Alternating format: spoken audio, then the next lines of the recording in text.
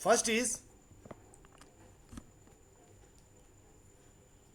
what do we understand by the term fundamental right?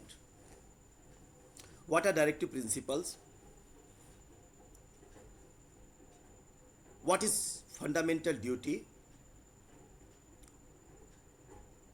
Fourth, are there some interrelation? And when we say the constitutional roots, how to enforce the spirit of the constitution, how to find these constitutional roots and how to nourish it, how to preserve it, how to protect it. So 5-6 points I shall try to discuss. First is, I will begin with the objective resolution presented by Pandit Jawaharlal Nehru, 13 December 1946. Objective resolution, संविधान बनाने का क्या उद्देश्य है? That objective resolution 1946. It was before we got independence. 9 December 1946, Constituent Assembly met. 207 members were there. And 13 December this resolution was passed. And this resolution, clause 8 says something. And what is that? Let me quote it. This ancient land attains its rightful and honored place in the world and make its full and willing contribution to the promotion of world peace and welfare of mankind. See, 1946, an objective resolution.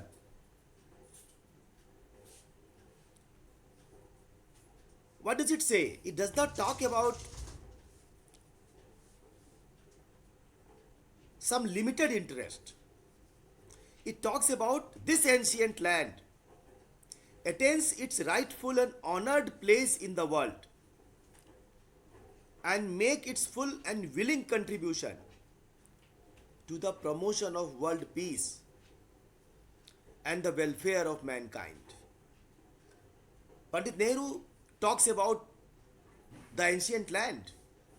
बहुत पुरानी हमारी संस्कृति सभ्यता रही है, हमारी धरती बहुत पुरानी रही है. It attains its rightful and honored place in the world. विश्व में उसको उसका ऑनरेबल प्लेस मिला है. So one of the purpose is full and willing contribution to the promotion of world peace. विश्व की शांति के लिए हम प्रयास करेंगे.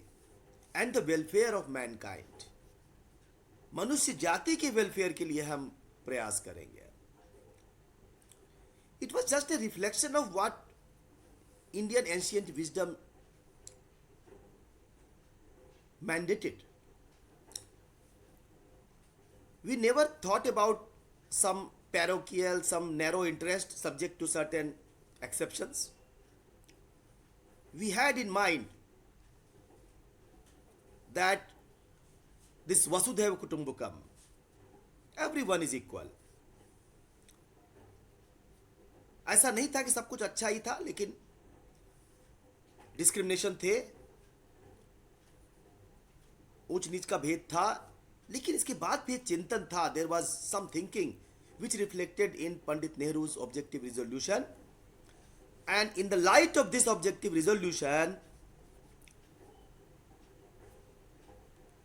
in 1950, we made the fundamental document called as Constitution of India, where we discussed about rights and freedom from the very first page. And the very first page says, liberty of thought, expression, belief, faith and worship. A type of declaration of rights, types of declaration of liberty, and then equality, and then dignity in the preamble to the Constitution.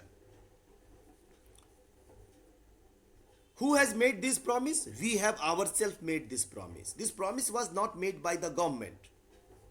This promise in the preamble was not made by the state. It was made by us. For whom? For all citizens. We have adopted it. So this is a promise. Promise to the country. Promise to everyone. Of course, government will be an essential stakeholder to enforce it.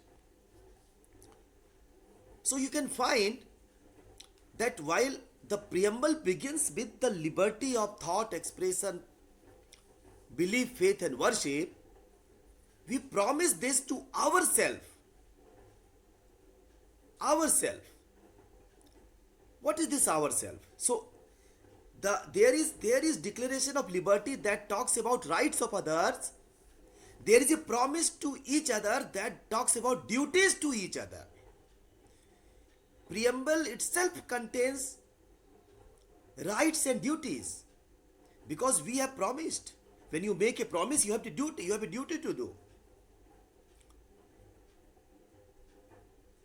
Constitutional roots can be traced in the preamble itself. It does not talk about right, it declares right, declares liberty. At the same time, it does not say that only government or state will be responsible, but we will ourselves be responsible, and wherever the content of responsibility and promise comes, it imposes a duty on us.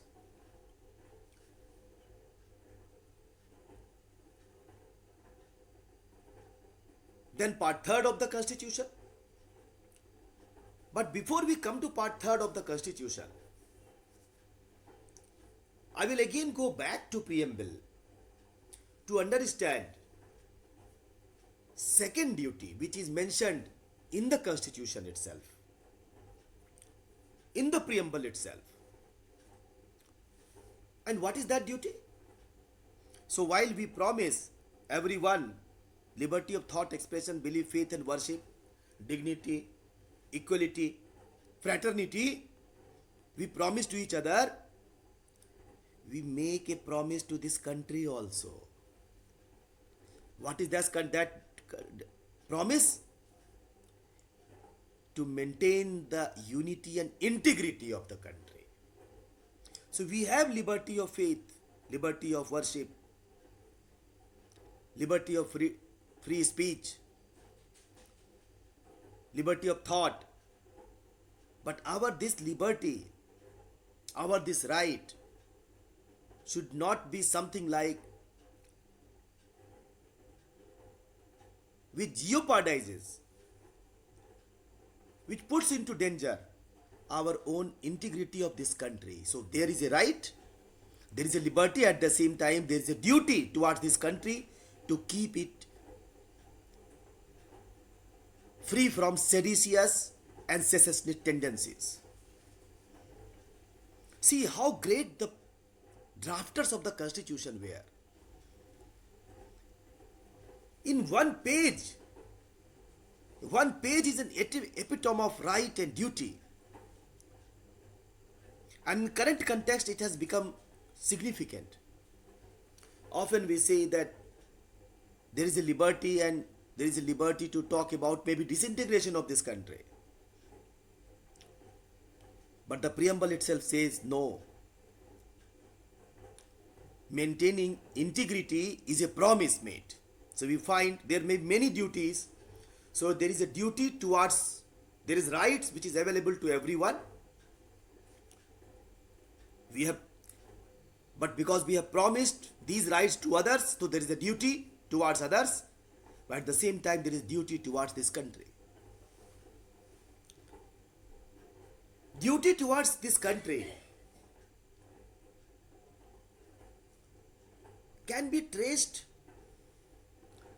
in Article 1 also. And you will be a little surprised how come there is a duty in Article 1. What is Article 1? India, that is Bharat, shall be a union of states.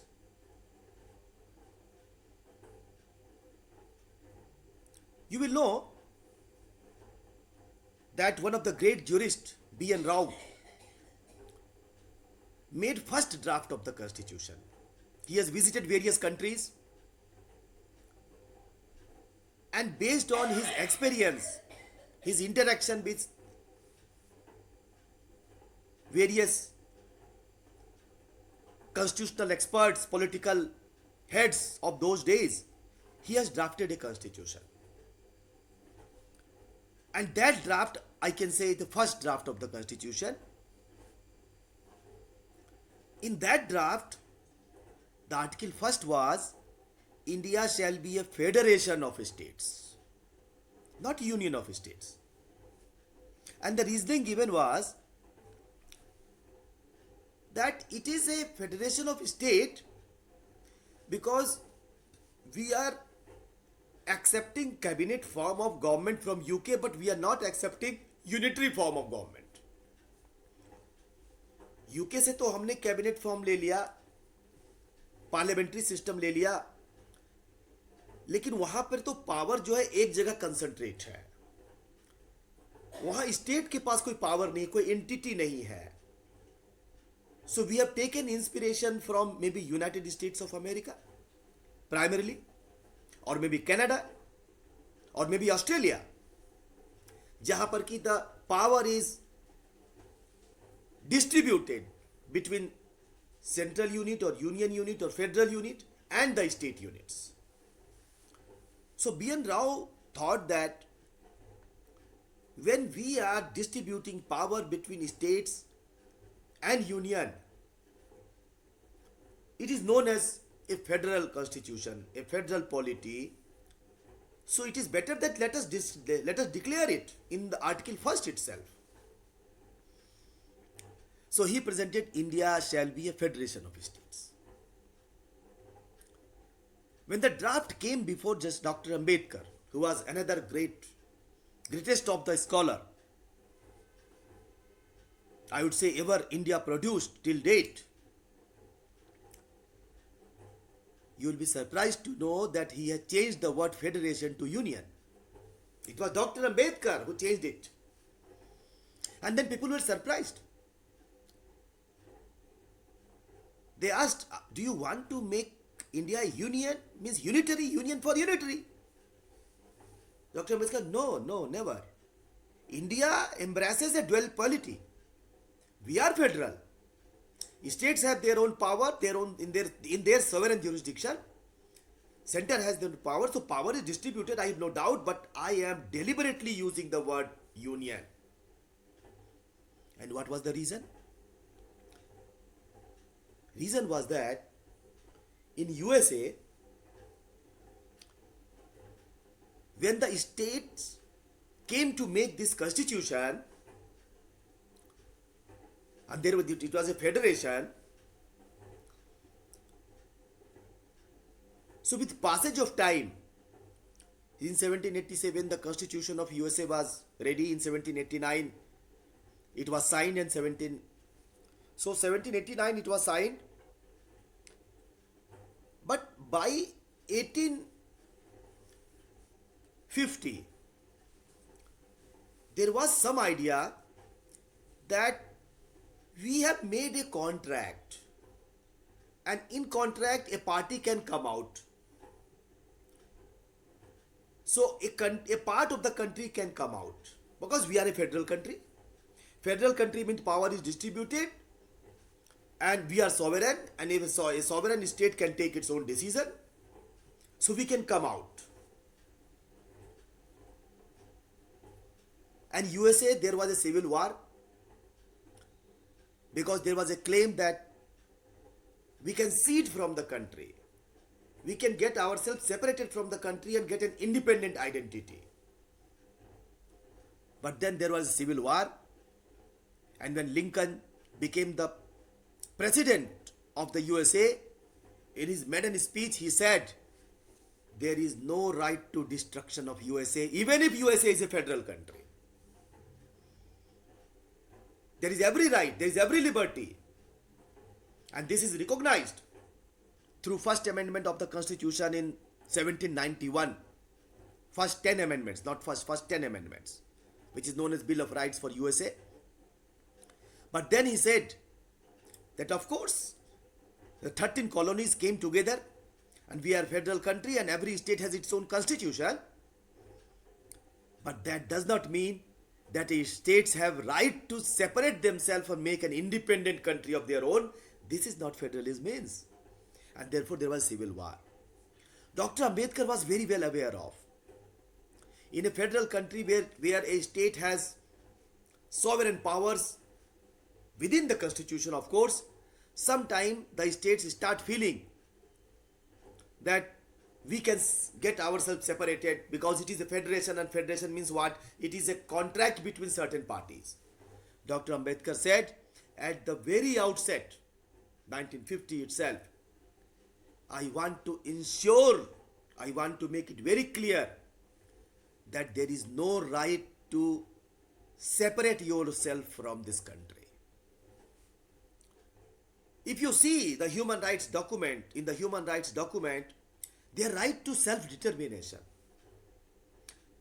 that people can determine themselves, which has been misinterpreted as if there is a right to separate themselves, which is not correct. But that was the time in 1950 people used to think it, that yes, there is a right to self-determination. Dr. Ambedkar, the view of Dr. Ambedkar was the right to self-determination limited to democratic elections only. You do not have any right to self-determination so far as the territory is concerned. So there is a duty of every citizen to ensure the territorial integrity. We are talking about roots of the constitution. We are talking about duties, but not in the fundamental duties which is only provided in the 51A of the constitution, which we will discuss later on. But there are duties which is mentioned in the constitution, which is silence of the constitution, which has to be interpreted, which is the spirit of the constitution, that we need to understand. So Dr. Ambedkar made it very clear that I want to remove all this confusion, because if the word federal is there, it may be misused later on, and I want to give clear message to all seditious and separatist tendencies. And seditious and separatist tendencies were there in 1950s. In 1950s itself, a group of Sikhs wanted Khalistan. In 50s itself, a group of people wanted independent Jharkhand itself, which is currently there, a part of India, part of our own, which became a separate state from Bihar. The 1950s, there were various states also. There were people who were little disagree. South India, it wanted a separate Dravid land. It was a movement in 1950 which went up to 1962. Then Kashmir, it thought that I will be a separate country. Kashmir, not all people, but a group of people. So he wanted to make it very clear that once you all are coming to India, India is one integral country. You have merged yourself in India. There is no right to separate yourself. There is no right to say that I will be an independent country. And that way Dr. Ambedkar was never in favor of separate constitution for all the states like USA. In a federal country, the constitution should be maybe separate. But he said no separate constitution. He never agreed because he knew that a separate constitution goes against the roots and the spirit of the constitution. It develops separatist tendencies, and therefore he never agreed.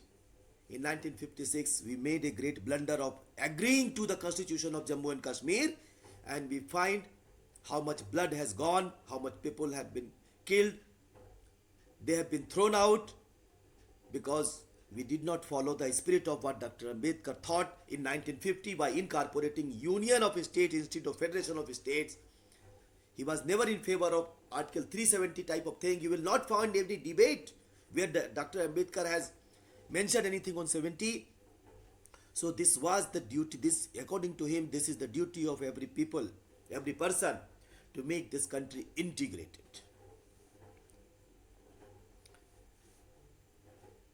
Now let us go to other part of the constitution. This is fundamental right. Fundamental right is in part 3rd of the Constitution. What is fundamental right? I often ask, and I get the response: fundamental rights are those rights which are essential to human being. Then someone say, which is a type of birthright. Then some say, which is essential for dignity of the person.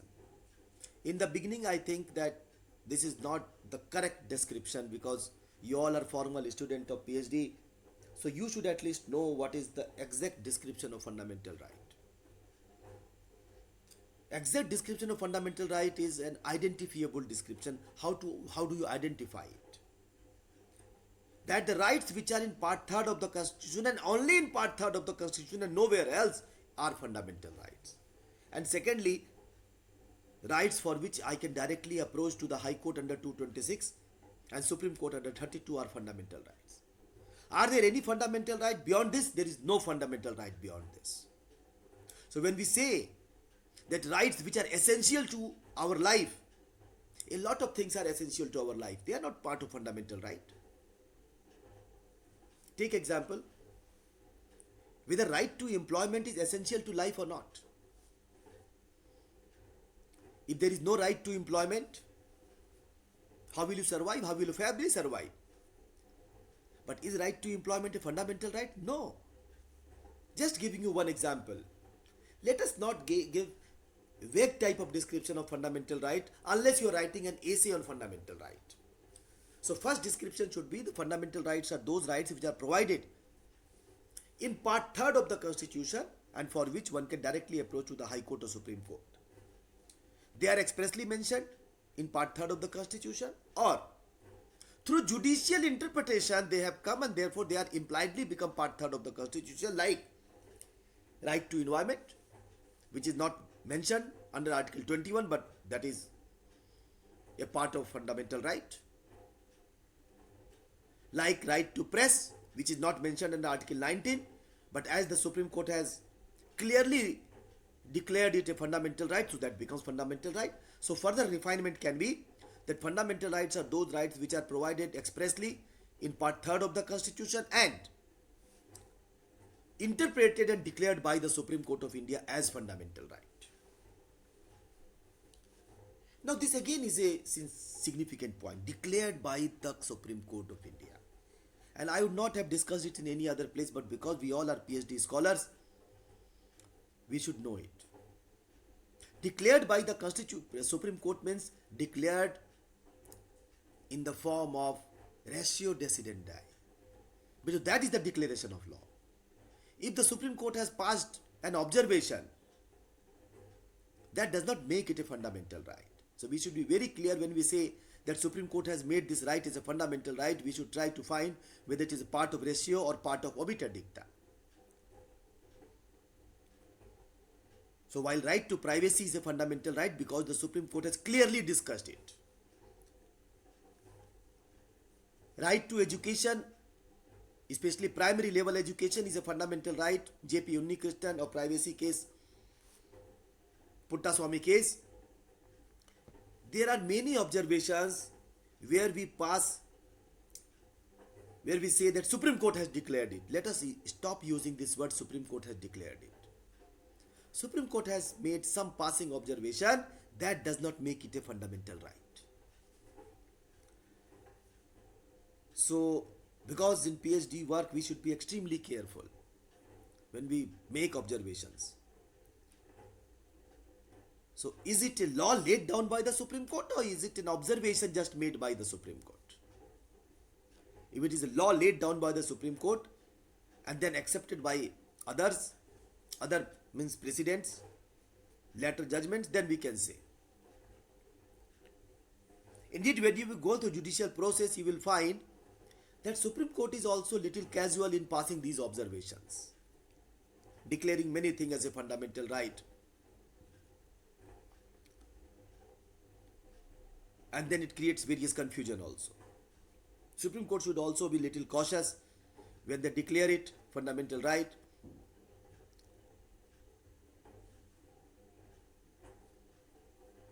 Now, Rights are not limited to part 3rd of the Constitution.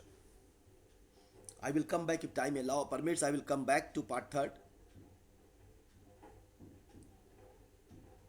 Rights are also mentioned in directive principles of the state policy, part 4 of the Constitution. When Constituent Assembly started its deliberation, there was a fundamental right committee. There were 17 committees and subcommittees. There was subcommittee on fundamental right. Sardar Patel was head of that subcommittee. It has presented a preliminary draft. In that preliminary draft, directive principle and fundamental right classification was not there. Whole draft was one draft. He presented this draft, but he had apprehensions. He said that in some of the rights that we are referring to fundamental right, I have apprehensions whether we can enforce it because we don't have money. So take example of directive principles which talk about right to health. Take example of right to education. Take example of rights which are provided under Article 39. He had apprehensions, and it was genuine apprehension. How could a poor country deal with it? And later on, they thought that it is better to keep some of the rights in a part which will be known as directive principles of the state policy, where it won't be a fundamental, it won't be right in the sense that it can be enforced, but it is fundamental for the governance to do it. So government will have a duty. So when we talk about duties, duty of the government, where will you find? Duty of the government can be found in various provisions of the Constitution, but duty towards people is also found in directive principles of the state policy. In fundamental right also there is a duty of the government or duty of the state, but that is enforceable, while here in directive principle it is not enforceable. The reasons were simple. One was finance. Second reason was complexity. Take example of Uniform Civil Code. There were various complexity that thought that okay, let the country be little more mature, and therefore they placed Common Civil Code under directive principles. Then third point was that directive principle was a ideal, that this is ideal, this is a target which the country should try to reach. So that was directive principle of state policy, and therefore it was not made enforceable. But fundamental rights, certainly those rights, they were really fundamental, and out of various rights which were fundamental, those which were incorporated in the Constitution, they were made enforceable. When we say it is a fundamental right, what does it mean? It means, number one, the state cannot say I have no finance, I have no money. You can say this when it comes to directive principles, but you cannot say the same when it is a matter of fundamental right. You have to make it somehow, because it is fundamental. So that is why it is fundamental. What makes this right fundamental? Because number one, it is a part of fundamental document, but more importantly, it has to be attained anyhow, and finance is not the reason. You cannot say the finance, I don't have finance. You have to manage it. So that is why fundamental rights are fundamental in nature. And they are fundamental in nature also because they are essential for the growth of everyone. But as I told you, for the growth of everyone, for a dignified life, there are many other things, but all cannot be a part of fundamental right. They are part of directive principles.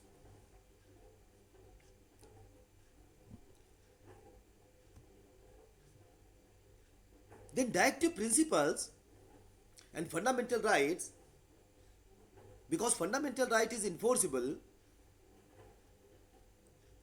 and directive principle is not enforceable, so a primary conclusion, a common sense conclusion seems to be that fundamental right is more important than directive principles of state policy. Was it the intention of the framers of the constitution? Initially, the Supreme Court was also having some confusion, and they declared that yes, fundamental right is more important than directive principles of the state policy. And this became the source of main conflict between the parliament and the judiciary also.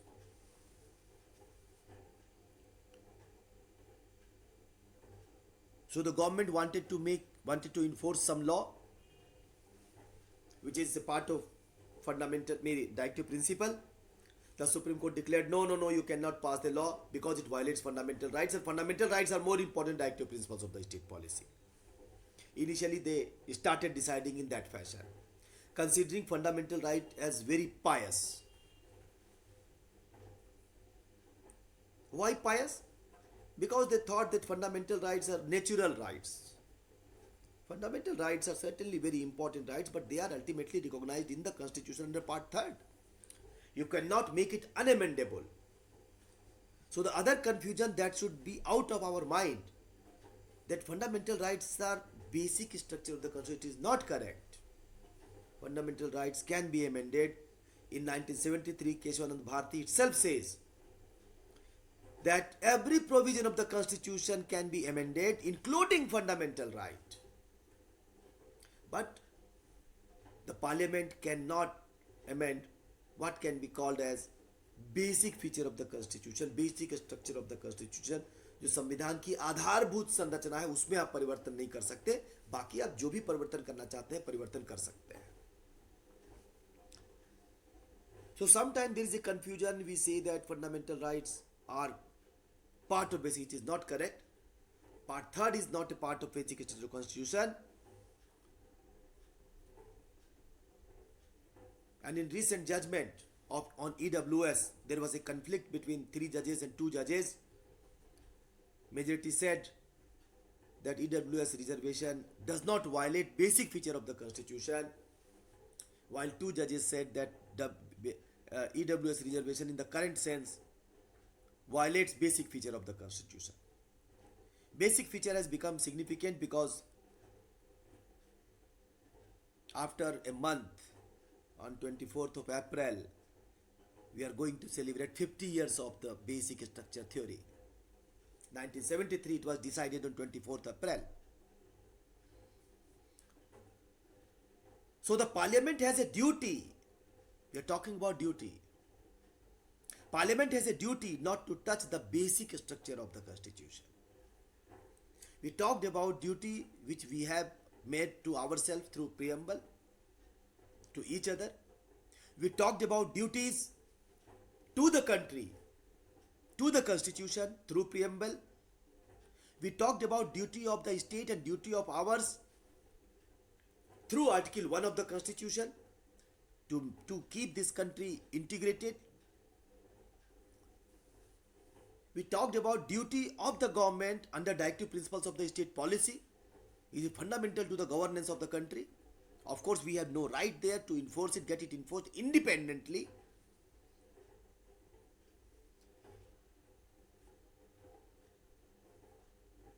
And then the parliament has a duty not to interfere in the basic feature of this country. Parliament has a duty towards every people, but parliament has another duty towards the Constitution. It should not touch the basic structure of the Constitution. And basic structures are democracy, federalism, rule of law, and like. We are talking about roots of the Constitution. Roots of the Constitution lie in this basic structure. They are the very roots of the Constitution.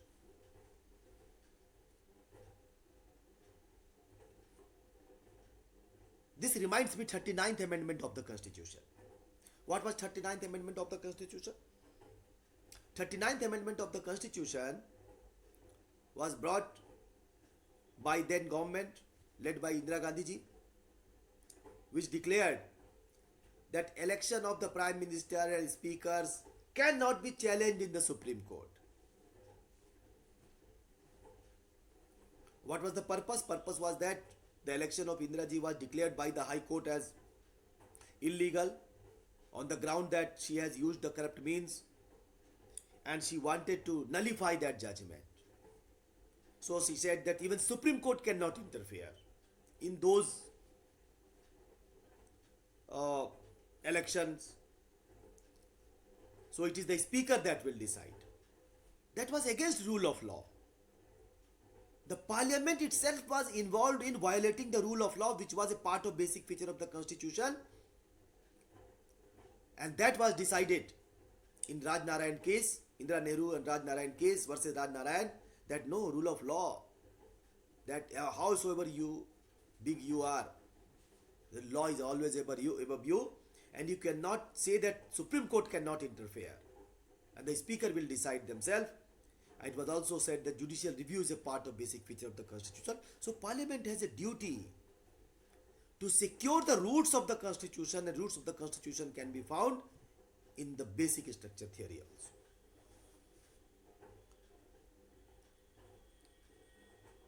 Now coming back to fundamental rights, which starts from Article 12. But the rights we start discussing from Article 14, 14 to 18, which has gone a sea change in last 70 years. 15 and 16 have been amended.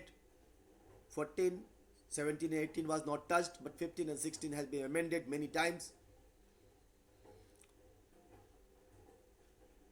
Right to equality. Right to equality generally is a part of basic feature of the constitution, but generally it does not mean all articles 14 to 18 are part of basic feature of the constitution. So it is the duty of the state to ensure equality. But there is a peculiarity in Article 14.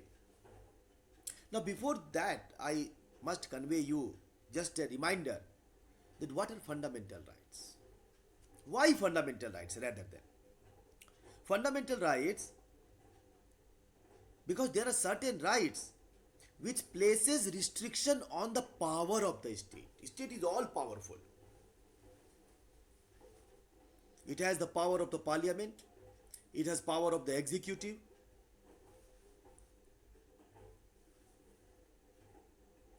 It has power of the money. It has power of the army and police. So it is all powerful. So a powerful state needs certain restriction. So fundamental rights are indeed a restrictions over a state. That you cannot breach these things. So therefore there is a declaration. Right to equality. That all are equal.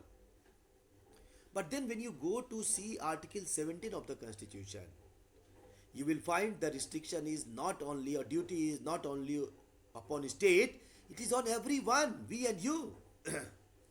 So this fundamental right, Article 17, which talks about अस्पृश्यता का समूल नाश कर दिया गया है. Untouchability is abolished. This right that I should not be treated like an untouchable is also upon us to observe. There is a duty upon us also under Article 17. And this can be enforced against a particular person, not just against a state. So we know that fundamental rights are against a state, but then there are certain fundamental rights which are also against individual. Article 17. You can find how right and duties are so integrally mixed in the fundamental right part itself. Before 17, if you see Article 15, Clause 2,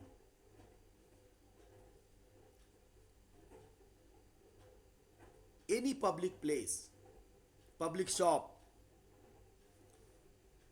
public restaurant, public park, no one, not just a state, no one can make a discrimination on the basis of religion, race, caste, sex. Mohan Hindu hotel, यहाँ केवल हिंदू ही खाना खाने आएंगे. The way, if you write this, you violate Article 15(2). Ismail Muslim hotel, केवल मुसलमानों के लिए प्रवेश है. रिलीजियस प्लेस नहीं है ये सार्वजनिक खाने पीने का स्थान है. 15(2) साफ साफ कहता है it is violative of fundamental right.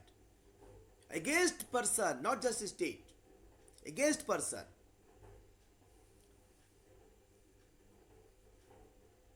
सो जो पब्लिक प्लेस ऐसे हैं इस तरह के, वहां आप रिलीजन, रेस, कास्ट, सेक्स, इसके आधार पर डिस्क्रिमिनेशन नहीं कर सकते. आपका मतलब हम और आप से है. स्टेट तो खैर स्टेट की रिस्पॉन्सिबिलिटी तो है ही है. तो generally article 14 is against state, but article 15(2) is against individual also. इस सोसाइटी में केवल हिंदुओं को ही मकान दिया जाएगा. इस जगह पर केवल मुसलमान ही रहेंगे. इस जगह का मतलब ऐसी जगह जो कि सार्वजनिक रूप से सबके लिए ओपन है.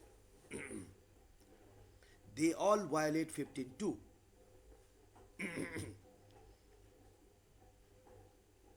इस एरिया में केवल हिंदू सब्जी वाले आएंगे. इस एरिया में केवल मुस्लिम सब्जी वाले आएंगे. They all violate fundamental right. Let us not become part of those things.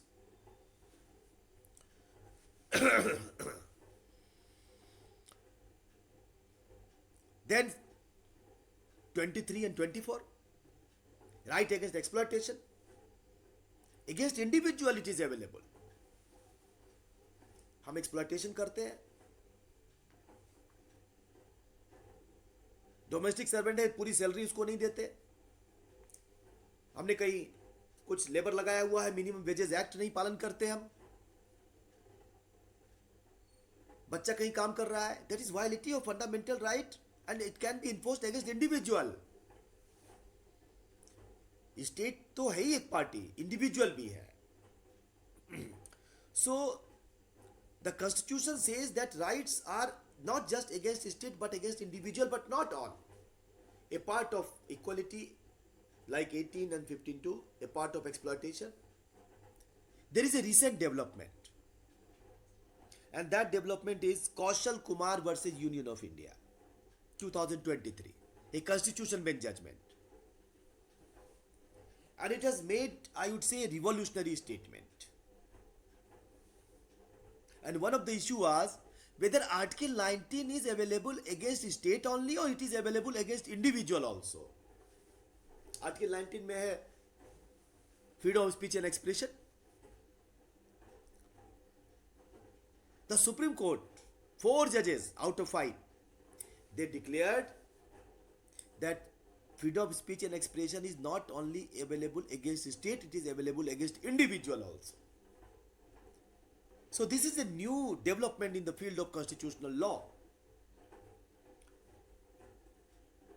So now 19 status is to some extent elevated to the status of 17 and 23 and 24 and 15(2). But then I will come to 17 and 23, जो किसी individual के against भी आप enforce कर सकते हैं. And that 17 and 23, 24, this shows how unique our constitution is. What is the purpose of a constitution? Purpose of a constitution is to place limitation on the state and to give and protect rights to the individual. But our constitution is a unique constitution. In what sense? In the sense that it legitimizes criminalization of certain conduct. Criminal law means more and more restriction on us and more power to the state. And the constitution is less and less power to the state, more and more right to the people. But our constitution is unique. In this case, it moves in a reverse direction and clearly says under Article 17 and 23 that such conduct of untouchability shall be criminalized. Criminal law will be passed. Mandate है parliament को. 23 में भी such conduct will be criminalized. There is hardly any constitution in the world which talks about criminalization of conduct. Why? Because philosophically it is said that criminalization means more and more restriction on the people, and constitution is not meant for that. You see how unique our constitution is. We have a duty under Article 17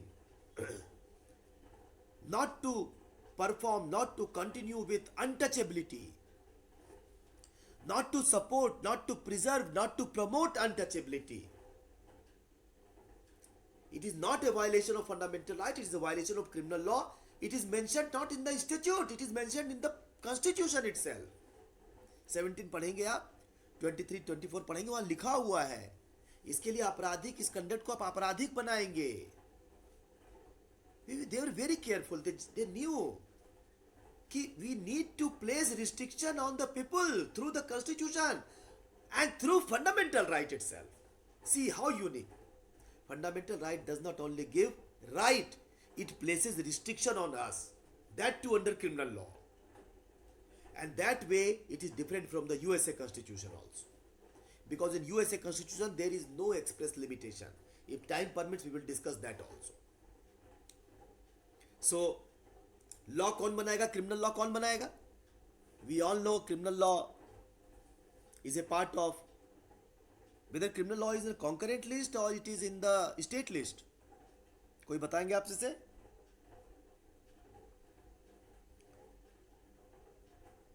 criminal law concurrent list में है कि criminal law state list में है? Sir I think it is in concurrent list. कोई इसको confirm करेंगे या deny करेंगे आप में से कोई और?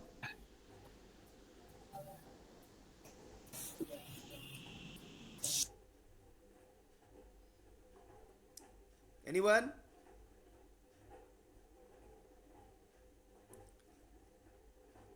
गलत बोलने में कोई दिक्कत नहीं है, गलत भी हो सकता है जवाब. जवाब दो ही होगा कि ये कंकरेंट लिस्ट में है या स्टेट लिस्ट में, और कोई तीसरा जवाब तो होगा नहीं. क्रिमिनल लॉ तो सर वो स्टेट का ही होता है ना.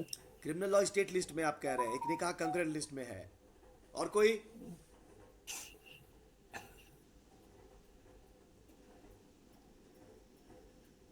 चलिए क्रिमिनल लॉ कंकरेंट लिस्ट में है, पुलिस स्टेट लिस्ट में है. कंकरेंट लिस्ट का मतलब है कि पार्लियामेंट भी कानून बना सकती है, लेजिस्लेचर भी कानून बना सकती है. See the uniqueness of article 17 and 23. It says through article 35 parliament will make law. State को बनाना बनाए, parliament has a duty to make law. तो सम एक्सटेंट आर्टिकल 17 और 23 में पार्लियामेंट को ड्यूटी दी गई है. You have to make law. आप नहीं छोड़ सकते भैया ये तो स्टेट की प्रॉब्लम है, स्टेट अपना बनाएंगे. जैसे अक्सर ही पार्लियामेंट कहती है ये सब मामले स्टेट के हैं, स्टेट देखती है. The framers of the constitution did not leave it to state. They said that centrally law बनाएंगे आप, और इसके लिए क्रिमिनल लॉ बनाने की पावर तो उस पे स्टेट के पास, पार्लियामेंट के पास है ही, बट वो डिस्क्रिशन है. That discretion has been taken. Parliament has a duty to make law, and then Parliament has made law. Currently SC/ST Act 1989 हमारे यहाँ है, उसके पहले भी लॉ बना था. Then बाल मजदूरी को दूर करने के लिए कानून है, क्रिमिनल लॉ है. So we have a duty and the Parliament has a duty. You see duty कितनी सारी है जिसको कभी हम लोगों ने सोचा नहीं किस तरह की ड्यूटी है. We have limited ourselves to the duty जो फंडामेंटल राइट पार्ट 3 में है, पार्ट 4 में है और 51A में है. A lot of duties are there. That is what is known as spirit of the constitution, silence of the constitution. And a deeper and deeper study can let us know what is the silence of the constitution, what needs to be interpreted in the constitution.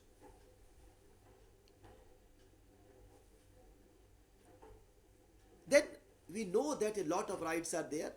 Article 19, 20, 21, 21A and 22 is another group of fundamental right, which is rights. Right to freedom. 21A बाद में amend करके हम लोगों ने डाला है. That is also indicative of the judicial impact on the constitution. 21A right to education 6 से 14 साल के बच्चों के लिए. That also indicates how directive principles can be enforced through fundamental right. So rights are there. Article 19 में हमें वाक और अभिव्यक्ति की स्वतंत्रता है. Freedom of speech and expression है हमारे पास. Then there are other 5 rights. Freedom of speech and expression है, हम इंडिविजुअली बोल रहे हैं, उसमें ही राइट टू प्रेस भी है जो थ्रू अमेंडमेंट आया है. But article 14 is available to every person. Article 19 is not available to every person. It is available to only citizen. Foreigners cannot claim. And it is available to citizen. That does mean it cannot be claimed by corporations because corporations and companies are not citizen. Corporations and companies cannot claim fundamental right because they are not citizen. State Transport Corporation of India का जो case है उसमें supreme court ने decide किया कि corporations and companies are not citizen. और वो translate हुआ आर्टिकल 19 में. सिटीजन का मतलब है कि कारपोरेशन को भी नहीं प्राप्त है. That is why these all media they are indeed corporation. Bennett Coleman and company, Times of India, NDTV is a corporation, Republic TV is a corporation, Dainik Jagran is a company. As a matter of fact, they cannot claim fundamental right because they are not citizen. Then who can claim? उनके promoters हैं, उनके editors हैं, उनके journalists हैं, उनके readers हैं, उनके काम करने वाले employee हैं. They are citizen, they can claim. So हम अपनी बात को freely रख सकते हैं. Freedom of speech and expression है. अपनी बात को हम अकेले नहीं कई लोगों के साथ रख सकते हैं. तो जो सेकंड क्लॉज है, हम जमा होकर कहीं जमा हो गए, राइट टू असेंबल पीसेबली, शांतिपूर्वक जमा हुए और अपनी बात कहना चाहते हैं. हम उसको परमानेंट बनाना चाहते हैं. तो दो then we will make an organisation. Third clause, next clause, we will make an organisation. हम जमा हुए, फिर हमें लगा हमें एक परमानेंट इसको बनाना चाहिए. हम जमा हुए और फिर एक right to form organization is a part of fundamental right. फिर अपनी बात को हम यहां से दिल्ली से निकाल के बॉम्बे में कहना चाहते हैं. हम बॉम्बे में कोई प्रोटेस्ट कर रहे हैं, हम प्रोटेस्ट गुवाहाटी में भी करना चाहते हैं. तो we have right to move also, fundamental right. हम ग्रुप बना के अकेले भी जा सकते हैं.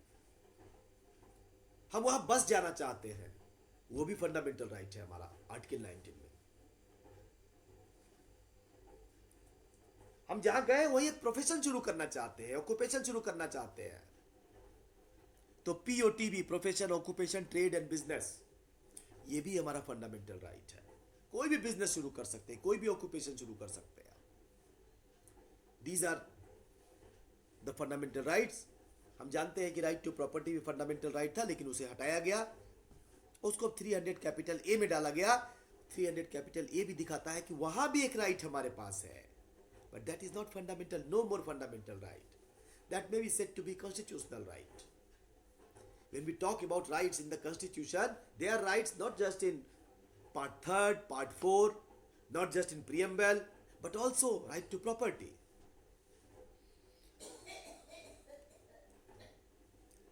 But when we're talking about these rights under Article 19 of the Constitution, freedom of speech and expression, which is most important for democracy, right to dissent is not mentioned in the fundamental right Article 19. It is an essential part of fundamental right. No democracy can survive if there is no right to dissent. There is a right to criticize. Right to criticize whom? Right to criticise individual. आप मुझे criticise कर सकते हैं, मैं आपको criticise कर सकता हूं. बट क्रिटिसिज्म की एक लिमिट है. उस क्रिटिसिज्म की लिमिट को क्रॉस नहीं करना है. वो कहां है? आर्टिकल 19(1)(a) में दे दी गई है. 8 रिस्ट्रिक्शंस हैं. एक दो नहीं, 8 रिस्ट्रिक्शंस हैं वहां पे. तो राइट है हमारे पास और रिस्ट्रिक्शन भी है. दूसरा राइट क्या है? हम कहीं मिलजुल के आपस में कोई बात अकेले नहीं, मिलजुल के कहना चाहते हैं. जो सेकंड राइट है वो राइट भी है, उस पर 2 रिस्ट्रिक्शन है. हम एक ऑर्गेनाइजेशन बना लिए, तीसरा, वो राइट तो है ही, पर उस पर 3 रिस्ट्रिक्शन है. इस प्रकार जो फंडामेंटल राइट्स जो आर्टिकल 19 में दिए गए हैं, यहां पे रिस्ट्रिक्शन है. 14 में कोई रिस्ट्रिक्शन नहीं बताया गया है. 15, 16, 17, 18 में कहीं कोई रिस्ट्रिक्शन डायरेक्टली नहीं बताया गया है. आर्टिकल 19 में हर आर्टिकल के साथ रिस्ट्रिक्शन बताया गया है। तो हमें बोलने की स्वतंत्रता तो है, पर हम ये थोड़ी बोल सकते हैं कि मोदी नाम के जितने आदमी सब चोर होते हैं। ये छूट नहीं है, हमें छूट है बोलने की। हम कह सकते हैं कि प्रधानमंत्री जो है अपने देश में काम जो है गलत तरीके से कर रहा है। हम ये कह सकते हैं कि प्रधानमंत्री जब गुजरात में थे तो उनके समय में दंगे हुए थे, वो नैतिक तो जिम्मेदार है, बिल्कुल कह सकते हैं आप। पर हम ऐसी बातें नहीं कह सकते जो डिफेमेटरी सेंस में हो। राइट तो है हमारे पास। क्या किसी जजमेंट की क्रिटिसिज्म कर सकते हैं हम? बिल्कुल कर सकते हैं। अच्छा ये बताइए, कोई जजमेंट जो है, कोई अभी केस चल रहा है सुप्रीम कोर्ट में, सब जुडिस जिसे हम कहते हैं, पेंडिंग केस है, चल रहा है, हम उसकी चर्चा पब्लिकली कर सकते हैं कि नहीं कर सकते हैं? ये क्वेश्चन सभी जो 8-9 महानुभाव हैं यहाँ पर, पीएचडी स्कॉलर्स, उनसे पूछ रहा हूं मैं। कोई सब जुडिस केस है, पेंडिंग केस है, उस पर हम सार्वजनिक मंच पे कहीं चर्चा कर सकते हैं कि नहीं कर सकते हैं? कौन बताएगा? आप में से बताइए।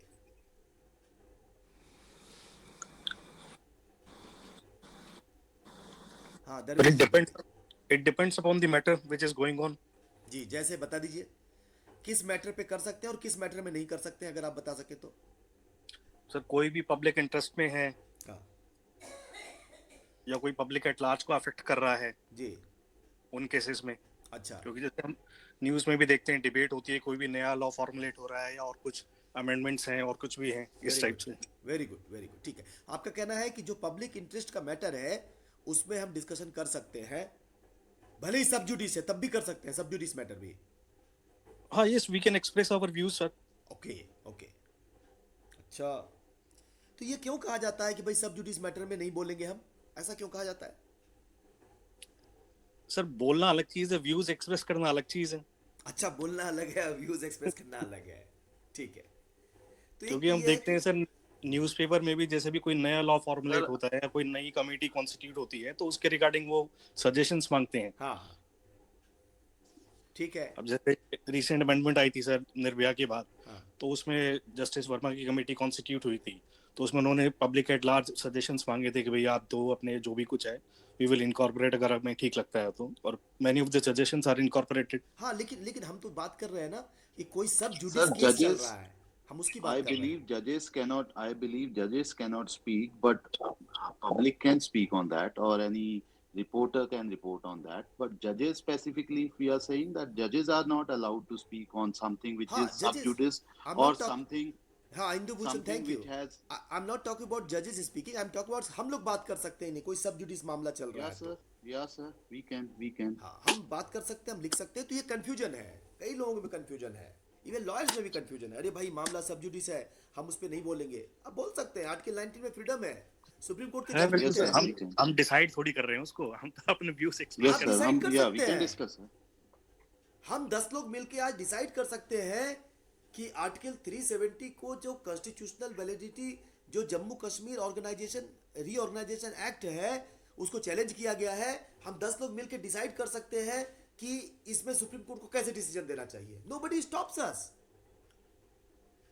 हम जी तो सर। ओपिनियन दे रहे हैं अपनी, हम कह सकते हैं कि सुप्रीम कोर्ट को ऐसे डिसाइड करना चाहिए, हम कह सकते हैं सुप्रीम कोर्ट अगर इसमें ऐसे डिसाइड करती है तो गलत डिसीजन होगा, हम ये कह सकते हैं, कोई डाउट नहीं होना चाहिए इसमें।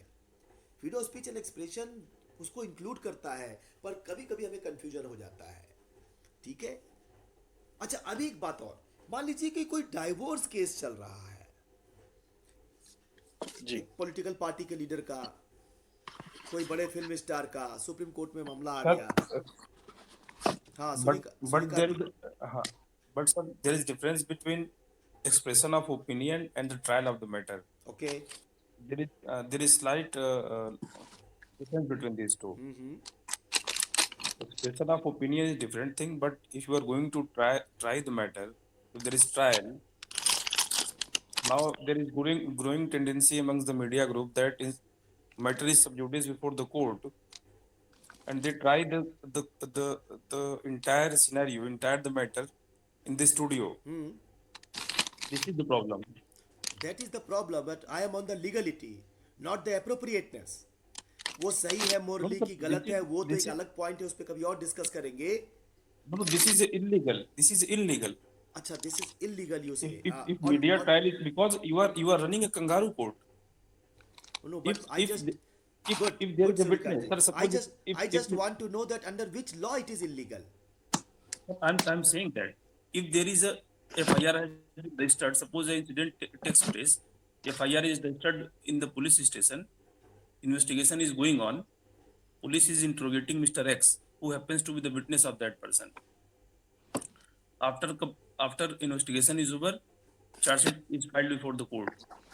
Now that particular witness, who happens to be the star witness of particular matter, he calls upon in the media room, and the so called media houses, they interrogate that person. Okay, अच्छा बताइए उस दिन क्या हुआ, आप बताइए क्या हुआ, आप बताइए क्या हुआ. This comes under the extrajudicial confession. ठीक If है, that person says something, तो वो आप एक पैरेलल, फिर हाँ हाँ अच्छा आपने देखा, फिर उससे कंक्लूजन चार लोग बैठ के ड्रॉ कर लेते हैं. नो नो, अब तो वो गलत हो गया, आपने देखा था तो इसका मतलब कि ये चीज सही हुई होगी.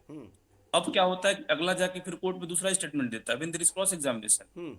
उसके वर्जन में और जो पहले वो बाहर मीडिया में दे के आ रहा है, कहीं भी दे के आ रहा है, उसके वर्जन में फर्क है. ठीक है और वो सारी चीजें फिर वो हम लोग देखते हैं, फिर वो सारी चीजें एविडेंस में प्रोड्यूस की जा रही है जी, कि साहब इसने पहले ये कहा था, पहले ये कहा था, अब इसके इसमें कंट्राडिक्शंस आ रहे हैं. तो it affects the judicial description and judicial determination. Yes, agree, completely this is agree, problem. completely agree, Surikant ji, but I will go back to that question. It affects maybe judicial decisions. It maybe affects the mind of the judges, mind of the witnesses. Because no one has given the permission, neither CRPC permits anyone to influence the trial or interrogate a witness. Okay, okay, ठीक है. You cannot run parallel court at all. Okay, so that is You cannot interrogate a particular person who happens to be the witness of any incident. Okay. Investigation के लिए police है. आप मतलब बिल्कुल एक investigative media के नाम पे आप उसी विटनेस को, जो विटनेस पुलिस भी इन्वेस्टिगेट कर रही है, उसी विटनेस को आप भी उसके मुंह में माइक लगा के पूछे जा रहे हैं, बताओ बताओ बताओ बताओ बताओ बताओ बताओ हाँ. बताओ.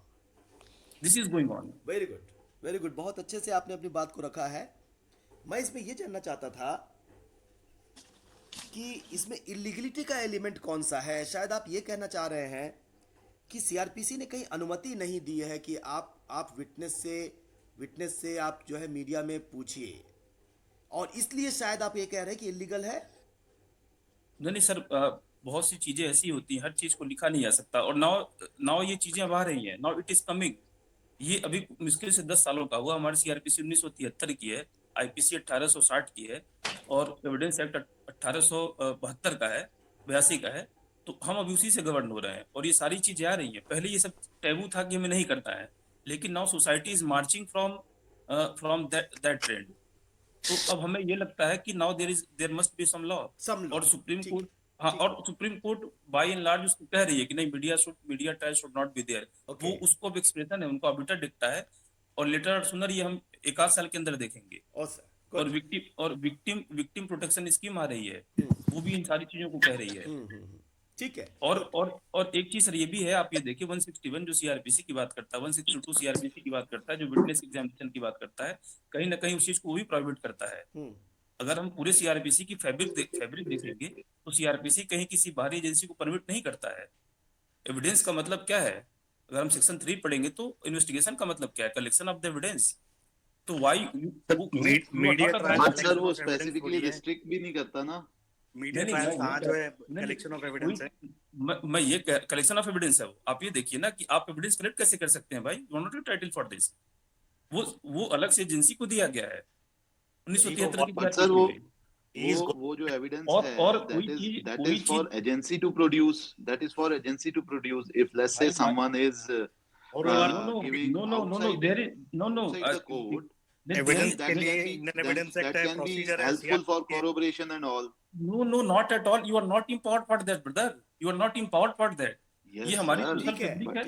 हमारे स्टेट के अलग अलग काम डिसाइड किए गए हैं कि स्टेट का काम क्या है. कि अब स्टेट का काम यह है कि हमारी एक एजेंसी है. जैसे क्या होगा कि अभी कोई पत्रकार बैठ के फिर कहे कि नहीं मैं लॉ का एक्सपर्ट हूँ, मैं चल दिल्ली यूनिवर्सिटी में पढ़ाऊंगा. There is no need of professor. I am well versed in the law. Suryakant ji, I got the point. नहीं नहीं बहुत सर, अच्छा, without let having a degree, without Suryakant ji, having a degree, ठीक है, how, sir, मैं ये कह रहा हूँ कि ठीक है, थोड़ा सा अभी जो इंदु भूषण जी कुछ बोलना चाहते हैं, लेट हिम स्पीक। और दरवेश जी भी हाँ हाँ बोल इंदु रहे भाई हैं, बताइए। तो थोड़ा सा बहुत अच्छी बात है, that is very good, that is one of the purpose of this type of deliberation, and every such sir deliberation is successful only by these type of discussions and interactions, that is good। हाँ, इंदु भूषण जी कहिए, आप कह रहे थे Indu point भाई जो बताइए। सूर्यकांत जी ने So दिया I है। was I was just हाँ, saying that there is no specific law which restrict this. Of course, there are certain judgments which we can find where they have highlighted the disadvantages of this thing, but they have not specifically restricted that this practices should be, or there are no. Otherwise, it will be impacting upon freedom of expression and all. So sir I that's why there are no specific law on this. But however, there are chances that they may implement such law, or they may amend the CRPC, and based on that, or they may make a judgment on media trials and all. But specifically, there is no such thing. ठीक है, ठीक Um, है इंदु भूषण जी, ठीक है। Sir एक, हाँ सूर्यकांत जी, मैं थोड़ा सा इसमें सूर्यकांत जी आप थोड़ा वेट कर लीजिए, जरा दरवेश जी अपनी बात रख लें, फिर आप अपनी बात रखिएगा। हाँ हाँ, दरवेश जी बताइए, क्या बोल रहे थे आप? हमारे कॉन्स्टिट्यूशन में सेपरेशन ऑफ पावर का कॉन्सेप्ट है, ठीक है, सर ठीक है ना। तीनों अलग अलग एंटिटीज हैं कि भाई हर कोई अपनी एंटिटी डिफरेंट तरीके से काम करेगी, कोई एक दूसरे में इंटरफेयर नहीं करेगा। ठीक है, जहां तक इंटेरोगेशन की पावर है, भाई पुलिस को पावर दे रखी है, पुलिस इन्वेस्टिगेटिंग एजेंसी है, उनकी पावर्स डिफाइंड है कि भाई एज पर सीआरपीसी उनको चलना है, ठीक है, या अगर कोई स्पेशल एक्ट है तो उसकी जो है प्रोविजंस उनको फॉलो अप करनी है, ठीक है। मीडिया ट्रायल जो है, मीडिया ट्रायल में सबसे पहली बात तो वो अपना वॉलंटरी जा सकता है, नहीं जा सकता। दूसरा, वो इंटेरोगेशन क्या है, उसको इंटेरोगेशन में बना दिया गया है, वो इंटेरोगेशन नहीं है। इंटेरोगेशन अलग चीज है। अगर हम पुलिस के पॉइंट ऑफ व्यू से सोचें तो इंटेरोगेशन का अलग कॉन्सेप्ट है कि भाई किस तरीके से इंटेरोगेशन आपकी होगी, जो आपकी इन्वेस्टिगेशन चल रही है। और इन्वेस्टिगेशन पुलिस डायरी है हमारे पास में, वो सारी पब्लिक थोड़ी होती है। पुलिस डायरी हम देखें तो वो सिर्फ या तो जुडिशियल मजिस्ट्रेट देख सकता है या प्रोसिक्यूटर देख सकता है। ठीक है। तो आप ये, ठीक है दरवेश जी, मैं समझ गया, आप ये कहना चाहते हैं कि नहीं, ये जो मीडिया ट्रायल हो रहा है या जो लोग कोई इन्वेस्टिगेटिव जर्नलिज्म करते हैं, ये इसके रोकने के लिए कोई लॉ नहीं है, लेकिन सूर्यकांत जी का मानना है कि नहीं, इसके लिए लॉ है, हम ऐसा नहीं कर सकते। Suryakant ji, I will give you a word, but कोई और व्यक्ति कुछ कहना चाहता हो इस पे कि क्या सर, इस क्योंकि तरह का? जितनी भी एजेंसीज हैं, चाहे अपनी इन्वेस्टिगेटिंग एजेंसी है, जुडिशरी है, मीडिया है, ये इंटरकनेक्टेड है। इंटरकनेक्टेड है, ठीक है, गॉट द पॉइंट, ठीक है, स्ट्रिंग स्ट्रिंग ऑपरेशंस हैं सर, कहाँ से होते हैं? ठीक है, अभी अभी आते हैं, उस पर बात करते हैं। कोई और, अगर आप में से कोई और अपनी बात रखना चाहता हूँ इस पॉइंट पर, तो इशू क्या है हमारे पास? इशू ये है कि क्या मीडिया द्वारा मीडिया ट्रायल करना, भले ही एक्सट्रीम फॉर्म में हो, इंटरोगेटिव फॉर्म में हो, वो जैसे वो बोला कि हाँ ये बताओ, क्या तुम थे कि नहीं उस समय, हाँ उस समय तुम क्या कर रहे थे, क्या किसी ने तुम्हें, ये जो इस तरह से बताना है, जिसमें कि वो विटनेस को भी इन्फ्लुएंस करते हैं, कभी कभी वो जजेस को भी इन्फ्लुएंस करते हैं, जजमेंट को भी इन्फ्लुएंस करते हैं, पब्लिक ओपिनियन बनाते हैं, ये पार्ट ऑफ फंडामेंटल राइट है कि क्या किसी लॉ के द्वारा रिस्ट्रिक्टेड है? जैसा कि सूर्यकांत जी कह रहे हैं कि ये इलीगल है। कोई और ओपिनियन अगर आएगी तो फिर ठीक है, नहीं तो फिर बाद में हम लास्ट वर्ड सूर्यकांत जी का कहेंगे और बाद में मैं अपनी बात आपको रखूंगा, ठीक है ना। कोई और, साकेत जी हो गए, सलोनी आप कुछ रखना चाहते हैं, वो नव्या है, और तो अगर आप में से कोई बात रखना चाहते हो तो रखिए इस पे। सर, ट्रायल का मतलब है कि देखो, चीफ होना, उसका क्रॉस एग्जामिनेशन होना, पूरा एक प्रोसीजर है ट्रायल। जी, मीडिया ट्रायल में ये कहाँ सारी चीज, ठीक है दरवेश जी, ठीक है। और हाँ, मोर सर ओवर एज जो है, सच, सर एज सच कोई लॉ but तो that is नहीं not है a इसके judgment, उसको। ना? Sir That more is there over no is sir, judgment on नहीं ऑफ है दरवेश media जी, trial का। दरवेश जी थोड़ा सा वेट कर लीजिए। हाँ, sir let Karuna speak, yes.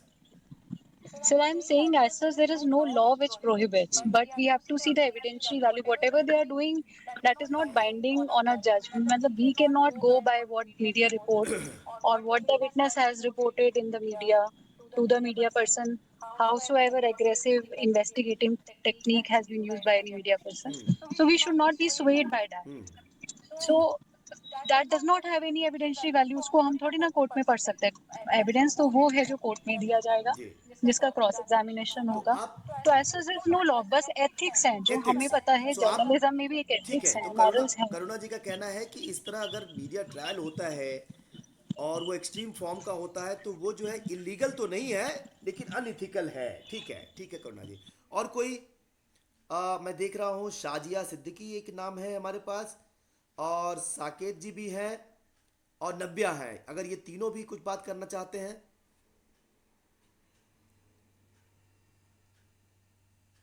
एक वैल्यू एडिशन होगा, आपकी बात से वैल्यू एडिशन होगा, बताइए सलोनी। Hello, sir. हाँ नब्या। Sir, my humble submission in this regard is that my area, I have done my PhD on clinical trials of pharmaceuticals, sir, and it basically deals with how human rights are violated during clinical trials, sir. So in India, we don't have much of the literature available. Like we have clinical trial registry showing that these number trials have taken place, these number people, these number, I mean, these are the number of the people who have died. But sir, only it was an international body of investigative journalists who came up with data that what was happening across the globe, sir. And surprisingly, that there were hip implants which were introduced by Johnson and Johnson's, and sir, these were faulty implants and they were called off in entire world, sir, except India. Even after the company itself called it back, it took almost 6 to 7 years for India to call back the faulty product, sir. And they could not even provide the list of people who have gone under the treatment and who have got this hip implants done, sir. So my whole submission in this regard is, however unethical it may be, but media or the freedom of press in one way can help in generating public opinion. Sir, it was only when it was published in an article form in Hindustan Times that government had to draw its attention and the reforms were introduced, sir. Good, very good, बहुत अच्छा example दिया आपने। ठीक है, हम agree disagree हो सकते हैं पर एग्जाम्पल। और कोई आप में से अगर कोई लोग और बहुत बहुत ज़बरदस्त वैल्यू एडिशन हो रही है इसमें, ठीक है ना, और कोई इसमें से ऐड करना चाहते हो, कोई अपनी बात रखना चाहते हो कि क्या इस तरह का जो मीडिया में जो हम लोग देखते हैं चैनल्स पे, न्यूज़पेपर में, इन्वेस्टिगेटिव, ये इलीगल है या इलीगल नहीं है, परमिसेबल है अंडर फंडामेंटल राइट्स?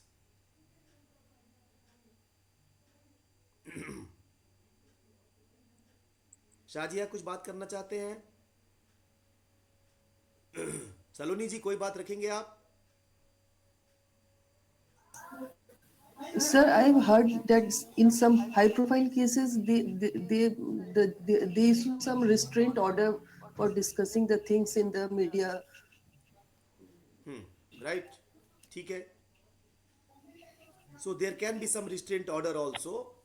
ठीक है, चलिए कोई बात नहीं। So let me on this part of discussion, let me tell you what legal position according to me is.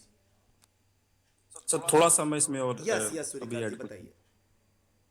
Problem sir क्या हो रही है कि थोड़ा सा चूंकि ये क्लास जूरिस्प्रूडेंशियल एस्पेक्ट की तरफ भी जा रहा है, थोड़ा सा हम जूरिस्प्रूडेंशियल चीजों को भी डिस्कस कर रहे हैं। लॉ है क्या? लॉ की जितनी स्कूल ऑफ थॉट है अपने वहाँ, चाहे वो पॉजिटिव स्कूल ऑफ लॉ हो, चाहे ऑस्ट्रेलियन हो, चाहे हिस्टोरिकल हो, एक सर बड़ी अच्छी लॉ का है अपने वहाँ हार्ट की definition, HLA heart. He says what is the law? Law is nothing but it is a fusion of primary and secondary rule. हम लोग बात कर रहे हैं प्राइमरी रूल की कि क्या प्रोहिबिट है, क्या प्रोहिबिटेड नहीं है, किस चीज को परमिसिबल बनाया गया, किस चीज को परमिसिबल नहीं बनाया गया। हम ब्लैक एंड व्हाइट की बात कर रहे हैं। मैं सेकेंडरी रूल की बात कर रहा हूँ, जो चीजें रिकॉग्नाइज नहीं है, जो चीजें ऑलरेडी सोसाइटी में इम्बेडेड है। जैसे कि मुझे अपने सीनियर्स को गुड मॉर्निंग कहना चाहिए, ये कहीं लिखा नहीं है, लेकिन जब सोसाइटी में इस तरीके से एनार्की क्रिएट हो जाएगी कि लोग एक दूसरे की रिस्पेक्ट नहीं करेंगे, तो हो सकता है फॉर द टाइम बिंग कल को लिखा जाए कि when junior meets with his senior he should greet with good morning. ये हो सकता है। अब उसी तरफ अभी सोसाइटी जा रही है। बिल्कुल पहले कॉन्सेप्ट क्लियर था कि there is separation of power, there is separate agency, उसका ये काम है, उसको करना चाहिए। मीडिया ओपिनियन की बात अलग है, मीडिया ट्रायल की बात अलग है। मैंने वही शुरू में कहा कि we should not confuse with opinion of media and opinion of the and media trial. इन दोनों में बहुत थिन लाइन ऑफ डिफरेंस है और इसको बिल्कुल क्लियर होना चाहिए। Expression of opinion is different thing. जैसे कि मिस्टर एक्स ने कोई क्राइम कमिट किया है, ये 375 में है, 376 में, 302 में है, उसके वेरियस नुआंसेस क्या है। हो सकता है कि चार मीडिया हाउस किसी चार लोगों को बुलाए, चार डिफरेंट डिफरेंट प्रोफेसर्स को, वो गुड लॉ है कि बैड लॉ, उस पर डिस्कशन कर सकता है, ये ओपिनियन की बात हो सकती है। लेकिन ये बिल्कुल गलत बात है कि उसी रेप विक्टिम को या उसी जो कल्प्रिट है उसको बुला के चार चार पैनलिस्ट बैठे हुए उससे चार तरीके से सवाल सवाल पूछें और उस चार तरीके के सवाल को मीडिया में दिखाया जाए। This is the different thing. Expression of opinion is different thing. आप लोग भी सर बुलाए जाते हैं, तमाम मीडिया हाउसेस से बुलाए जाते हैं, जो भी रिसेंट लॉ आता है सुप्रीम कोर्ट से प्रोनाउंसमेंट जिसका होता है, या फिर पार्लियामेंट में भी जिसको ड्राफ्ट के माध्यम से हम लोग उसको पेश करते हैं, या फिर बाद में बिल के माध्यम से आता है, आप लोग भी सर जाते हैं पैनल में, आप लोग भी अपने एक्सप्रेशन को, अपनी ओपिनियन को एक्सप्रेस करते हैं वहां पे। तो expression of opinion is different thing. Trial trial उसके बियॉन्ड की चीज है। ठीक है। और जो मैं बार बार जैसे कुछ ब्रदर्स ने ये कहा कि कहाँ पे लिखा हुआ है, कहाँ पे प्रोहिबिट किया गया है, मैं उस पे इसी वजह से कह रहा हूँ क्योंकि लॉ का जो कॉन्सेप्ट है वो बिल्कुल ऐसा नहीं कि ऑस्ट्रेलियन स्कूल ऑफ थॉट है कि ये होना चाहिए, ये नहीं होना चाहिए, सारी चीजें ब्लैक एंड व्हाइट में लिखी रहेंगी। हाँ, अगर सोसाइटी इस लेवल तक पहुंच जाती है कि हर चीज को वो ब्लैक एंड व्हाइट में चाहती है, तो लेटर और सुनर। और ये सर मैं कह रहा हूँ 2 से 3 साल 4 साल, हम लोग भी सर पिछले 12 साल से 10 सालों से देख रहे हैं, ये 2 साल 3 साल के अंदर में ये चीजें आने वाली हैं।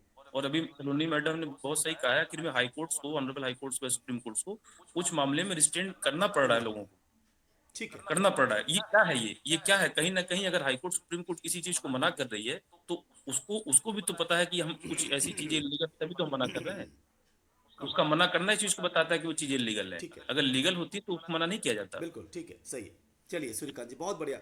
सो I am happy to know that this are the brilliant views of you all people. Now that reminds me, हम लोग क्या डिस्कस कर रहे हैं? हमें डिस्कस कर रहे हैं कि article 19 of freedom of speech and expression है, उसमें राइट टू प्रेस है, राइट टू मीडिया है। तो क्या मीडिया को कानूनी मसलों पे डिस्कस करना चाहिए, खास करके वैसे मसले, दोज केसेस विच आर सब जुडिस, अभी पेंडिंग है, अभी केस चल रहे हैं। तो एक बात तो आई कि अगर पब्लिक इंटरेस्ट का मैटर है तो हम डिस्कस कर सकते हैं, ठीक है।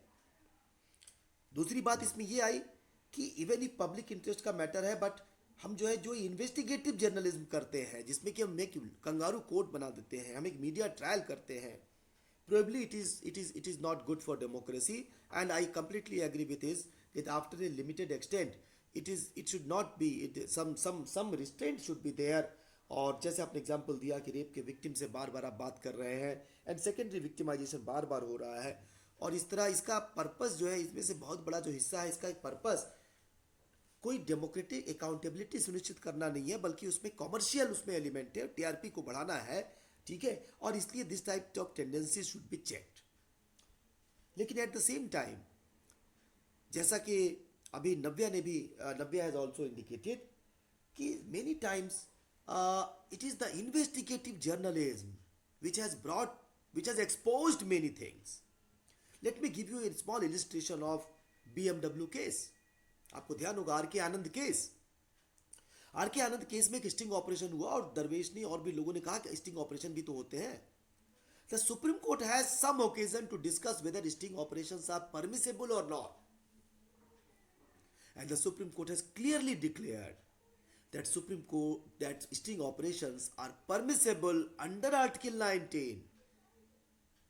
एक अन्य मामले में एक और स्टिंग ऑपरेशन हुआ था जिसमें कि जो जर्नलिस्ट थे उनको कहीं से कोई इंफॉर्मेशन मिल गई करप्शन केस के बारे में, उन्होंने अपना स्टिंग ऑपरेशन किया। तो then the government said that जैसे इनको इंफॉर्मेशन मिली थी, इनका काम था पुलिस के पास आना। Supreme court said no, it is not कि आपको पुलिस के पास जाना है, अनलेस कि आपके पास कोई ड्यूटी है पुलिस को इन्फॉर्म करने की। अगर पुलिस को इन्फॉर्म करने की ड्यूटी है, आपके पास कोई इंफॉर्मेशन है, पुलिस को इन्फॉर्म करने की ड्यूटी है, तो अगर आपने ड्यूटी नहीं की है तो आपके अगेंस्ट में कार्रवाई होगी छोटी मोटी। लेकिन देयर इज, अगर कोई व्यक्ति खुद ही इन्वेस्टिगेटिव जर्नलिस्ट शुरू कर दे रहा है उस करप्शन के इनपुट के आधार पर, तो it is permissible under law. So R K Anand case clearly says that it is a sting operation and these type of things are permissible। So freedom of speech and expression again is a unique type of right which is coupled with certain duties, but at the same time R K Anand में ये भी कहा गया कि अगर आपने कोई आपने जो ऐसा काम स्टिंग ऑपरेशन में किया जो इलीगल है, जैसे चुपके से किसी के घर में घुस करके आप उसका वीडियो बना रहे हैं, तो you will be liable for trespass. Just because there was a public interest does not mean you are out of the clue of the criminal law. तो ये दो क्वेश्चन है, दो इश्यूज है इसमें। एक तो ये है कि इज इट इथिकल और not. We all agree that it is completely ethical और अनइथिकल जो मीडिया ट्रायल जिस तरह से होते हैं कई बार टीआरपी के पर्पस के लिए, that is completely unethical, that should not be permissible, and that is why in certain cases in private matters the high courts have passed restrictions कि आप private matters को discuss नहीं कर सकते publicly, but at the same time are they currently unlawful? The answer is no, they are not unlawful. We can discuss even the private matters of divorce cases can be discussed. That is the beauty of fundamental right. See, fundamental right is not something which is always good to us. It comes with certain price also that we need to pay. पर उस fundamental right को बचाए रखने के लिए we need to pay certain price. But I will conclude क्योंकि time हो गया है, though I have enough time, but I think you are must be busy. सो मैं आपको आखिरी जो पॉइंट कह रहा हूं वो दो जजमेंट से कहना चाहता हूं. मैंने भी कौशल कुमार केस को डिस्कस किया. मैं एक केस का डिस्कशन करना चाहता हूं जो कि अभी कल डिसाइड हुआ है, और कल केस डिसाइड हुआ है 3 जजेस बेंच के द्वारा, अरूप भुइया versus union of India. ARUP अरूप भुइया BHUYAN. ये 3 जजेस ने डिसाइड किया. ये भी फंडामेंटल राइट पर है, और इसमें देखिए ड्यूटीज की भी बात आ गई है. और कैसे हम कहते हैं roots of democracy, roots of constitution की जब बात कर रहे हैं तो कैसे बात कही गई इसमें. इस मामले में ऐसा हुआ कि कुछ लोग थे जिनकी सिंपैथी थी टेररिस्ट ग्रुप, अनलॉफुल जो एक्टिविटीज करने वाले ग्रुप है उनके प्रति. जैसे अल्फा जो बहुत सक्रिय था पहले आसाम में, नॉर्थ ईस्ट में, फॉर्चुनेटली काफी डाउन हो गया. तो वे लोग उस ग्रुप के सदस्य थे, उसमें से कुछ लोग उसके मेंबर्स थे. उनको पुलिस ने पकड़ा. अब पुलिस ने कहा कि आप उनके मेंबर हैं. उन्होंने कहा हाँ जी मेंबर तो है, लेकिन मेंबरशिप तो जो है वो फंडामेंटल राइट का पार्ट है. आर्टिकल 19 में कहा गया कि मेंबर बन सकते हैं किसी ऑर्गेनाइजेशन के, राइट टू फॉर्म ऑर्गेनाइजेशन. हम उनके मेंबर तो है, लेकिन हम उनको किसी और काम में, उनकी जो एक्टिविटी है क्रिमिनल एक्टिविटी में हम सपोर्ट नहीं करते, हम उनकी क्रिमिनल एक्टिविटी में भाग नहीं लेते, लेकिन हम मेंबर हैं उनके. तो पुलिस ने कहा कि फिर मेंबर क्यों बने हैं. बोले मेंबर बने हैं क्योंकि फंडामेंटल राइट है हमारा, हम मेंबर बन सकते हैं. जब तक हम उनकी क्रिमिनल एक्टिविटी में पार्ट नहीं करेंगे, जब तक हमारा इंटेंशन उनकी criminal activity, seditious activity, separatist activity में भाग लेने का नहीं है, इंटेंशन नहीं है, तो आप हमें क्रिमिनलाइज नहीं कर सकते. Our membership can not be declared as criminal just because I am a part of, conscious part of a unlawful organisation और टेररिस्ट ऑर्गेनाइजेशन. इस मामले में 2011 में सुप्रीम कोर्ट ने जजमेंट दिया, और उसमें कहा कि हाँ सही बात है, मेंबरशिप की 2 कैटेगरी है. एक कैटेगरी पैसिव मेंबरशिप है, एक है एक्टिव मेंबरशिप. पैसिव मेंबरशिप का मतलब है I am a member of a certain unlawful organisation, terrorist organisation which is banned organisation. I am a member, but if I am not taking part in their activity, unlawful activity, if I have no intention to take part in their activity, unlawful activity, even if I become a conscious member of that organization, it cannot be criminalized. और section 3 of TADA, section 10 of unlawful activities prevention act ये कहता था कि जो कोई भी member बनेगा unlawful organisation का, टेररिस्ट ऑर्गेनाइजेशन का, वो दंडित किया जाएगा. He will be punished, he will be punished. Supreme court ने कहा no no no no no, he cannot be punished. If you want to punish, you will have to show he has done something in order to fulfill the intention of the terrorist group. So एक active membership हो गई, एक passive membership हो गई. Supreme court ने कहा कि passive membership of a terrorist group is permissible under fundamental right.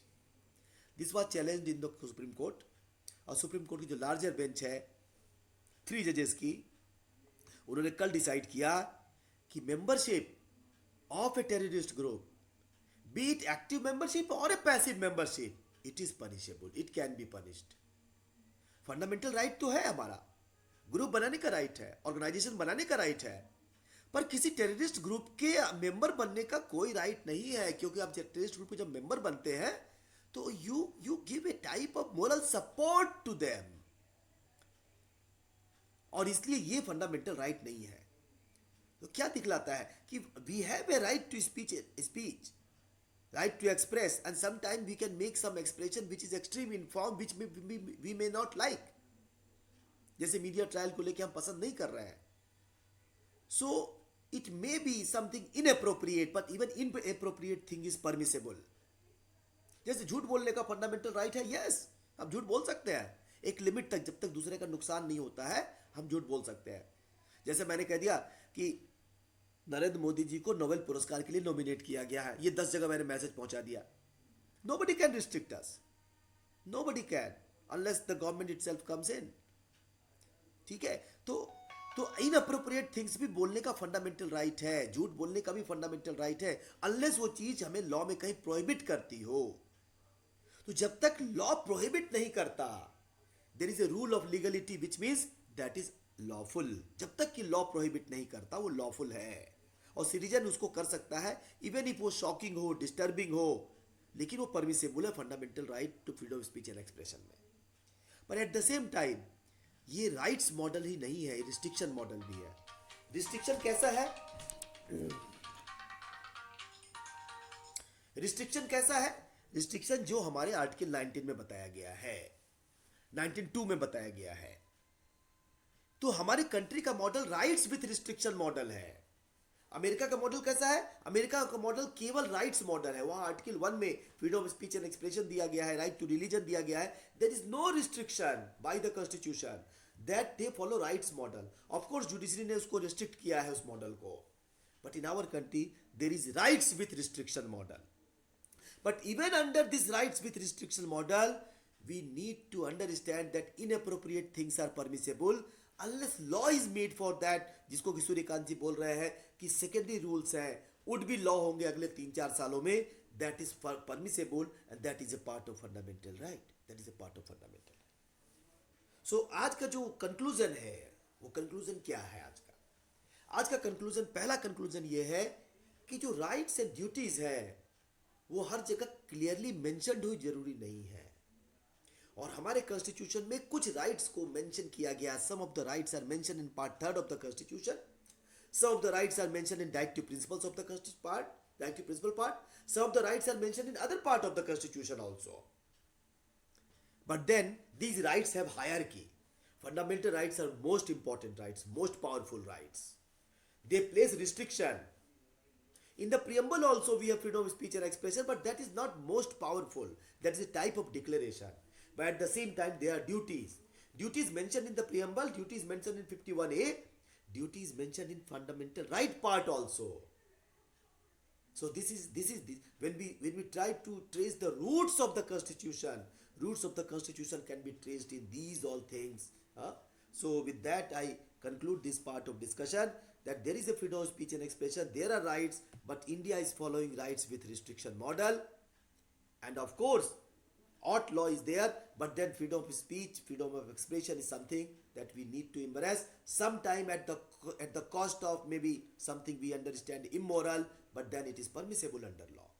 So thank you very much. It was lovely discussing with you all. I would love to discuss again and again, just to convey you a message that some of my videos I am uploading in my YouTube channel, which runs as Anurag Deep Law.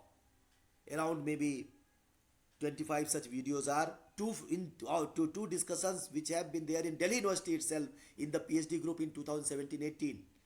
That is on law of sedition, that is on research methodology, how to select research topic. So you can see some of those discussion. The whole purpose of that channel is that even if you are in the remote place, the discussion should be available at your click. So do convey me if you find that there is something good or something bad in that. Thank you very much. I thank Delhi University. I thank my friend also, who has found it suitable for me to discuss with you Thank you. and made it available at my convenience. मैंने 7 बजे कहा तो 7 बजे के लिए तैयार हो गए, मैंने 8 बजे कहा तो 8 बजे के लिए तैयार हो गए. If you have lovely and flexible friends like you, I don't think Thank you, anybody sir. needs more friends. Thank you again. Thank you very much. Thank you very much, sir. Thank you very much for such a wonderful and comprehensive discussion on tracing the constitutional rules, especially in context of fundamental rights. And sir, we have with us Professor Kiran Gupta, ma'am, who is our coordinator for this coursework. I think ma'am would like to say something. Ma'am, would you like to say something, ma'am? Kiran madam को प्रणाम. I just want to प्रणाम अनुराग जी, बहुत बहुत धन्यवाद आपका, आपने हमारी request को एक्सेप्ट किया. All our students, they are clapping for you. Yes, sir. They're The clapping for you, lecture sir. was so innovative and informative. Yes, yes. The way you linked it with the root, very interesting. So nice of you, madam. Thank you, Anurag ji. जी जी. खुशी खुशी ने शायद कोई हाथ raise किया था. Does she want to raise a point? Any question Khushi? No, so there is no question. I was अच्छा अच्छा, just ठीक saying thank you. ठीक है, She कोई was बात नहीं, कोई बात clapping, नहीं. clapping for you, sir, okay actually. Okay, ठीक है ठीक है. Yes, sir. Indeed, thank you very much, sir, for such a scholarly discourse. And the best part is that students have participated in the discussion, and there has been a lot of value addition, Certainly, and it certainly. has generated a lot of learning to all of us. So, and the credit goes to you, sir, that you gave such a thought-provoking lecture that it provoked everybody's thought and prompted everybody to participate in the discussion. So it's very heartening, sir, to have you here today with us. Thank you very much, sir, and I really look forward to have you soon again with us and delivering a lecture on some other topic to the students in this coursework, sir. Yes, I would love to interact with all. Thank you again. Thank you. So प्रणाम kind of madam. you, sir.